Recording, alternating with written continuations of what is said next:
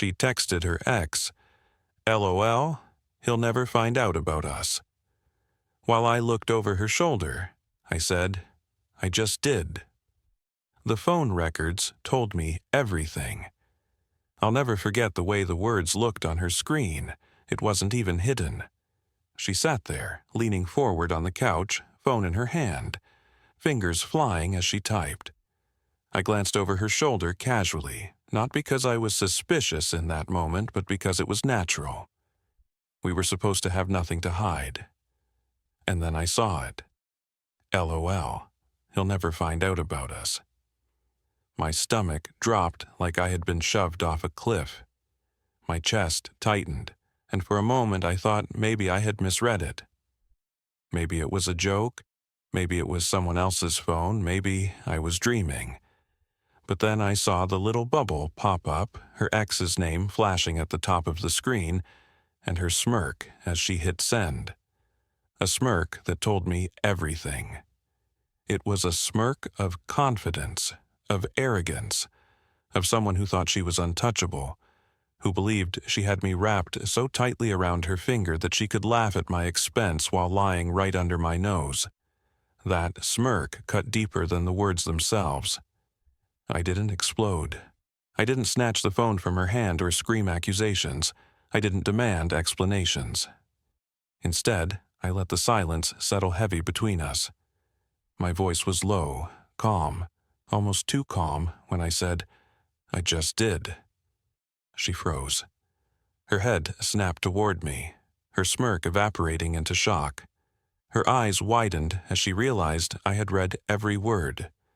For a second, she looked like she wanted to explain, to backtrack, to make some excuse. But no excuse came. She just sat there, her mouth opening and closing, searching for a lie that would make this disappear. I stood up slowly, my heart pounding in my chest, my hands trembling not with rage, but with a strange, cold clarity. She expected a fight. She expected shouting, chaos, begging, something she could twist later to make me look like the unstable one. But I gave her none of that. I didn't need to, because in that moment I realized this wasn't about love anymore. It wasn't about saving what we had, or holding on, or giving her another chance. This was about truth. I didn't just want the truth, I needed it. If she thought she could mock me in secret and smile while doing it, then I would make sure the truth came crashing down on her so hard she'd never smirk at my expense again. I didn't tell her my plan. I didn't tell her what I was going to do. I just let the silence drag on, let her squirm in the weight of my calm. And then I walked away. I could hear her calling after me, her voice nervous, but I didn't turn back. That night, as I lay awake, staring at the ceiling, the pain was sharp, but underneath it all was a seed of resolve. She thought I'd never find out. She thought I'd always be the fool. But the truth was about to come, and it would be louder than any lie she ever told. When I think back, I realize her text wasn't the beginning. It was just the confirmation of something I had been trying to bury for months. The signs were always there, quiet but sharp, slicing at me when I least expected it. I just refused to admit it, because admitting it meant facing the truth that the woman I loved wasn't really mine anymore. It started with the late-night messages. Her phone would light up long after midnight, the glow flickering against the wall while she rolled over and told me she was just checking a work update. I wanted to believe her. I wanted to believe that her long typing pauses, the way she'd laugh softly at something on the screen, were all innocent. But in my gut I knew. Still, I pushed it down, telling myself not to be paranoid. Then came the excuses. She suddenly had to stay late at the office, even though she used to finish her work early. Some nights she'd come home drained. Other nights she'd come home oddly energized, like she'd been somewhere else entirely. And I'd ask her how her day was, and she'd snap back with, "Why do you always interrogate me?" I wasn't interrogating, I was just trying to connect. I noticed how she started turning her phone face down on the table whenever we were together. At first, I brushed it off. Everyone values privacy, right? But when she started taking her phone with her to the bathroom, to the shower, even keeping it tucked under her pillow at night, the unease grew louder. Every little habit screamed of secrets, but I kept silencing the voice in my head. Because I loved her. I gave everything I had to keep us afloat. I worked long hours to make sure the bills were paid. I supported her goals, cheered for her victories, even when she barely acknowledged mine. When her friends whispered about how distant she'd become, I defended her. She's just stressed, I'd say. She's just tired. I was always making excuses for her, covering the cracks so no one else could see the pieces falling apart. The more I gave, the more she pulled away. It was like pouring water into a bucket full of holes. I was draining myself just to keep her happy, and she barely noticed. Or worse, maybe she did notice and enjoyed watching me struggle. That's what made that text so cruel. LOL, he'll never find out about us. Those weren't just words to another man. They were the embodiment of every red flag I had ignored, every late-night call I let slide, every cold shoulder I convinced myself was just stress. She wasn't just betraying me, she was laughing at me. She thought I was blind, thought I was weak, thought she could keep me in the dark forever while she lived a double life right under my roof. And the heartbreak wasn't just about the betrayal itself. It was about realizing that the woman I trusted most, the woman I defended to everyone, thought of me as a fool, a joke, someone so desperate to believe in her that I would never see the truth staring me in the face. But now I had seen it. And once you see something like that, you can never unsee it. After that night, when the words burned themselves into my mind and my calm reply left her frozen, I couldn't sleep. My body was exhausted, but my mind wouldn't shut down. I kept hearing the echo of her text, replaying it again and again. LOL, he'll never find out about us. I needed answers, not guesses, not assumptions, not my imagination painting pictures I didn't want to see. I needed proof, and I knew exactly where to look.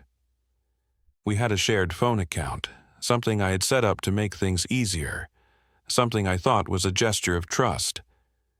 I had paid the bills month after month without a second thought, never once imagining I'd be combing through those records for evidence of betrayal. But that night, with the glow of my laptop lighting up the room, I logged in. My hands shook as I typed the password, as if part of me already knew what I was about to find. The first few entries made my stomach sink. Numbers I didn't recognize, repeated over and over. I scrolled further, and there it was, his number, her ex. Hundreds of messages, dozens of calls. Some days stretching into hours, some nights going past midnight, long after she had kissed me goodnight and rolled over with her phone turned screen down. The timestamps told their own story. Every lie she fed me lined up with another conversation with him. Every late night at work was a 2-hour call. Every just texting a friend was another thread with him. The evidence was overwhelming. It wasn't one mistake. It wasn't a single slip-up. This wasn't an accident, wasn't a moment of weakness. It was a pattern. A second life she had been living right under my nose, using my roof, my time, my sacrifices as her cover. The deeper I scrolled, the heavier my chest became. My throat tightened, my eyes stung, but no tears came. I was past crying. It felt like something inside me had broken open, but instead of chaos pouring out, there was only silence. The betrayal was carved into every line of that bill. Every outgoing text, every incoming call, every timestamp that mocked me. She hadn't been careful. She hadn't needed to be. She thought I'd never look. She thought I was too trusting, too blind, too foolish to ever doubt her. And for a long time she was right. But not anymore.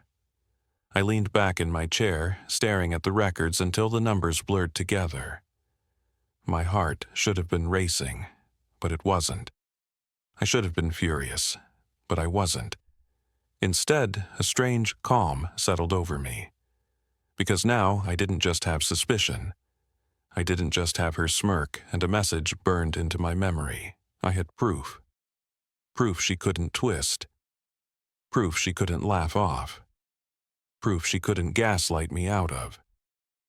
She thought she had me trapped in her game. But I was holding the winning card now, and she didn't even know it yet. When I finally confronted her with the phone records, I thought I'd feel rage boiling over, but instead there was only a steady, icy calm. I waited until we were alone, just the two of us in the apartment, the air already thick with unspoken tension. She was scrolling through her phone when I dropped the printed copies of the bill on the coffee table in front of her. The pages slid across the wood, rows of numbers and timestamps staring back at her like a confession written in ink. She looked down, then up at me, and for the briefest second her face went pale. But she recovered quickly, forcing a smirk that didn't quite reach her eyes. "What is this supposed to mean?" she asked, trying to sound casual. "You tell me," I said, my voice low, steady.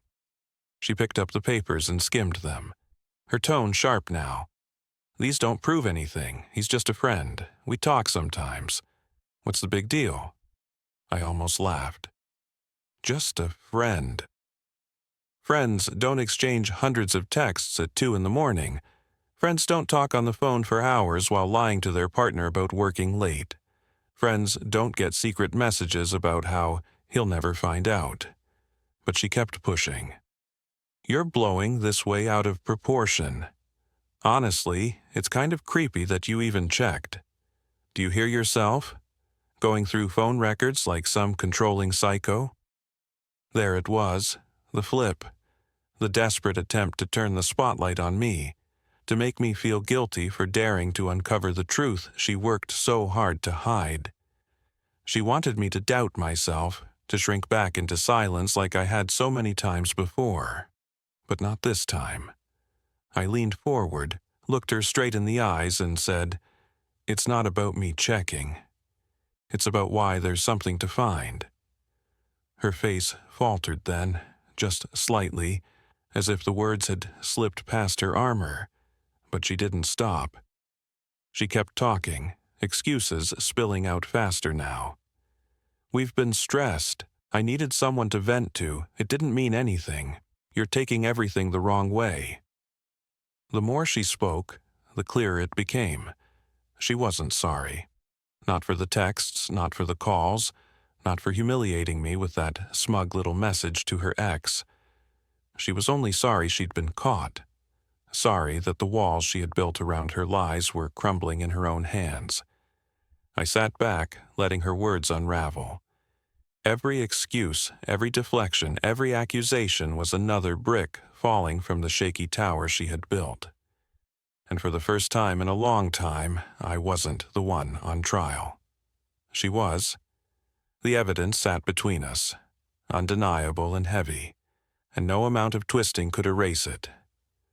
What I felt in that moment was a strange mix. Anger at everything she had done, but also relief. Relief that the truth was finally clear, that I wasn't crazy or paranoid, that every doubt I had shoved down had been justified. For once, I wasn't the fool in her story. She was, and she knew it. The aftermath was everything I expected and nothing I feared. Once the truth sat heavy between us, she changed her mask almost instantly. The sharpness in her voice turned soft. Her anger collapsed into tears, and suddenly she was reaching for my hand like none of this had ever happened. "Please," she whispered, her voice breaking. "Don't do this. I'll cut him off. I'll delete his number. I'll block him. I still love you. "You're the one I want." But her words meant nothing to me anymore. I'd heard them too many times in different forms, always twisted, always dripping with half-truths. What love laughs behind your back? What loyalty hides under midnight phone calls? What respect tells an ex he'll never find out while you're sitting in the next room? I looked at her, really looked at her, and I realized that the woman in front of me wasn't the woman I had convinced myself she was. She wasn't my partner. She wasn't my safe place. She was just someone who believed she could juggle lives and never be caught. And now, stripped bare by her own arrogance, she was scrambling to hold on to the comfort I had always provided. I didn't shout, I didn't rage, I didn't throw anything or slam doors. I simply stood up, gathered the papers from the table, and told her quietly, "No more." Her face crumpled at the simplicity of it, because she knew there was nothing left to argue with. Walking away should have hurt more than it did. I expected to feel hollow, shattered, broken, but instead, as I stepped out the door and closed it behind me, there was a weight lifting from my chest. The kind of relief you don't notice you've been craving until it finally arrives. My dignity, my sanity, my peace, they were mine again. The days that followed were strange, but healing. Friends who had once doubted me, who had teased me for being too cautious, or told me I was paranoid, were silent when I showed them the proof. Screenshots, call logs, dates, all undeniable. I watched their expressions shift from pity to shock, from doubt to regret. For once, I didn't feel the need to defend myself. The evidence did all the talking. As for her, she kept reaching out. The messages flooded in. Apologies, declarations of love, desperate promises. But the more she begged, the clearer it became. She wasn't mourning me. She was mourning the comfort, the stability, the security she thought she could always fall back on. She wasn't sorry for what she did. She was sorry she got caught. And that difference mattered more than anything. I never responded, not once, because silence was louder than anything I could have said. Silence told her the story was over, that her chapter in my life had closed. And as I moved forward, I realized something profound. Betrayal hurts, but the truth heals. Rage burns out quickly, but proof lasts forever. She thought she was untouchable, thought I would never find out. But in the end, the records told me everything, and that truth set me free.